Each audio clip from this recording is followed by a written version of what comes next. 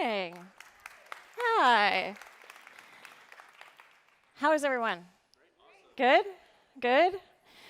All right, it's going to be a warm day today. I'm really excited. This is our 5th anniversary Tech Inclusion Conference here in San Francisco. So Wayne and I are going to come back up and talk a little bit more about that and a special announcement. But before we do that, we're going to do something unique, something that we haven't done before and we should have, and something that all events here in San Francisco should do, and all events around the world really should do, especially in places where we have taken over land that was not ours. So I am really excited to bring onto the stage a woman who is going to talk a little bit more about that. I just want to acknowledge that this land that we are on right now is Ramaytush land from the Yelamu tribe. And I want to bring on Kanyon CoyoteWoman, who is going to talk a little bit more about that and acknowledge the elders past and present, and a little bit more about what we can do as a tech industry to begin to repair the damage that we've done. So please welcome her to the stage.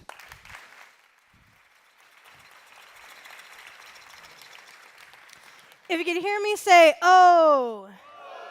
All right, that's a little cultural inclusion right there, because clapping is great, but oh is standing in solidarity and sending those prayers out in a good way.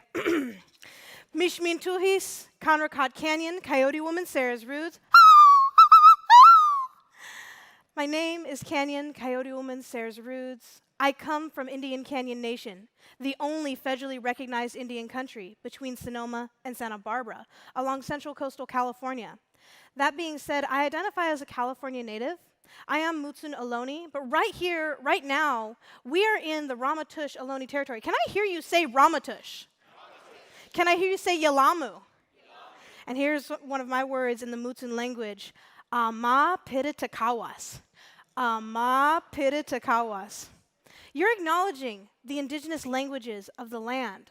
You're acknowledging the first village site. Before San Francisco was San Francisco, before it was known as California, it was known as Yelamu.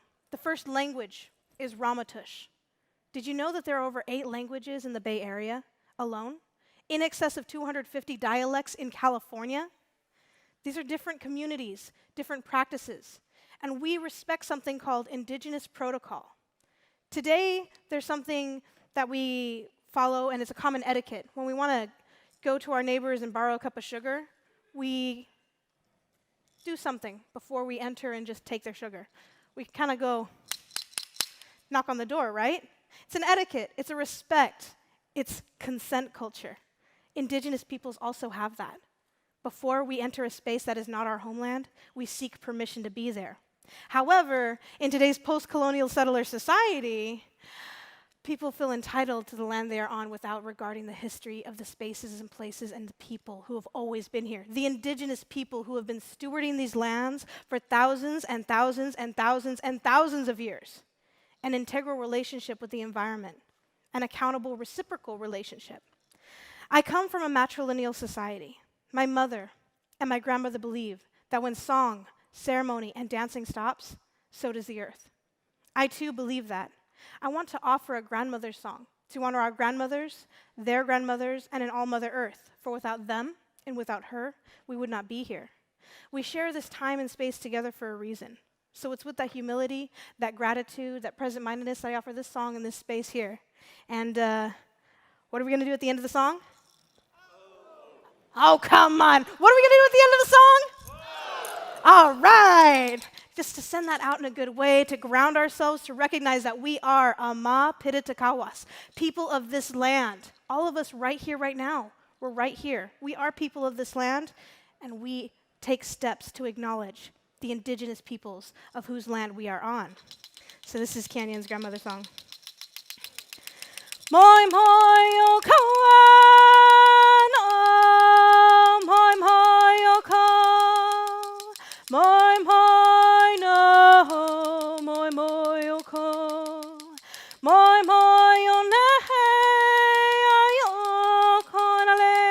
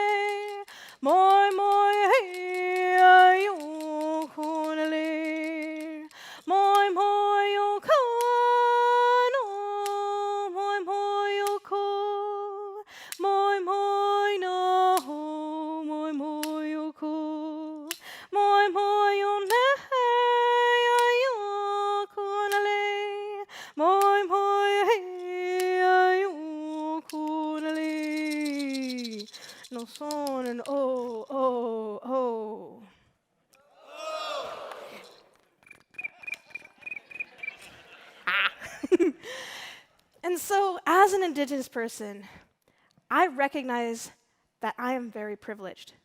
As a California native, I could say that I've been born and raised within traditional community lands with Indigenous community as well as intertribal teachings on the land that my grandmothers have always been.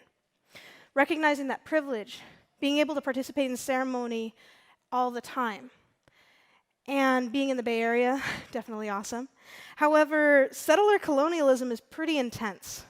It's divorced of accountability, doesn't recognize that the history of the land is important, because many times, well, the narrative, I didn't like social studies, I didn't like history, because it was always of other people, not even accounting where we are, and it's a history of a land that always started in the 1600s. What about the history there, before that?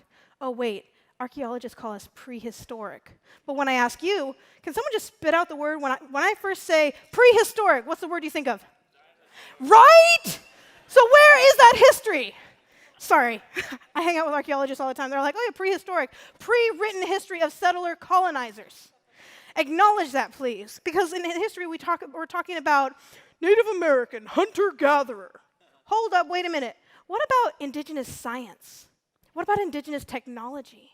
What about those indigenous wisdoms, of which have an integral, accountable, reciprocal relationship to not only our community, to our environment, but our responsibility to the next generations, to recognize our ecological impact, to not be focused on instant gratification, consumeristic nation, disposable society. Western settler colonialism, Americentrism. My elders always say this, and I will always repeat it. America is spiritually, morally, and ethically bankrupt. Dr. Daryl Babe Wilson has always stated that. And my mother says, America is founded on the lives and deaths of indigenous peoples. So when we think about that, what are we doing about that? I really want to indigenize the internet, which means bring integral, accountable actions. Google, we can go like, Google, how do I change a tire? Okay, cool. But wait, do I go up to some culture bearer and culture keeper and say, tell me your sacred ceremony for your coming of age for your young women? Come on, tell me.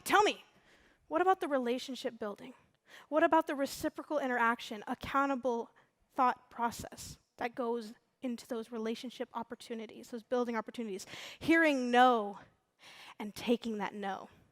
Many times people tokenize Native peoples and they try and shop for us like, oh, I really want to do this really, really cool thing. I'm going to go ask a Native. And the Native person says, I don't think that's a good idea. Okay, well, I'm just going to ask another one. I'm going to shop for another one until I get what I want.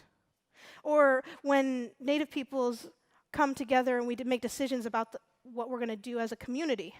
There are businesses that say, oh, well, we shot a message out to the world, we shot a letter out, and we want the Native peoples to be present, but if you guys can't make it to this particular meeting, it's going to be business as usual, and hey, you didn't make it, so you missed the opportunity. That's not how Indigenous peoples operate. And when we think about it, Indigenous cultures from around the world have been sustaining the land for thousands of years. And so when we recognize that all of us have Indigenous ancestors to the land that they come from, we can recognize that we can reconnect to that thread of truth. We can connect to those Indigenous teachings. And even if we have multiple, awesome, you have so many lineages, and of which one common practice is recognize where you are. Connect with the community of the land that you're on. Recognize the histories of the spaces and places that we occupy in today's post-colonial settler society.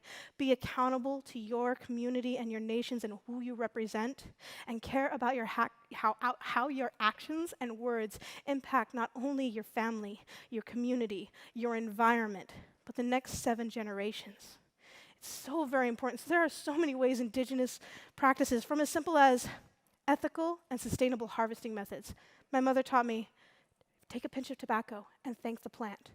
Honor the life that's lived and the gift that's given.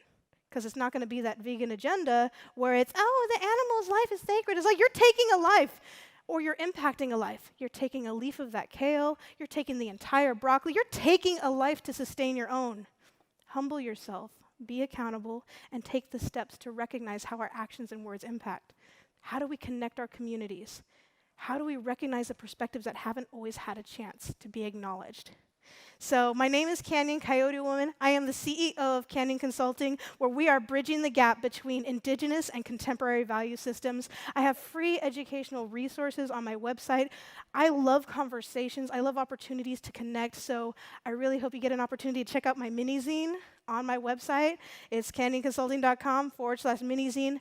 Free, distributable, offset the energies that Native peoples always have to do to educate. Let's have the community educate community.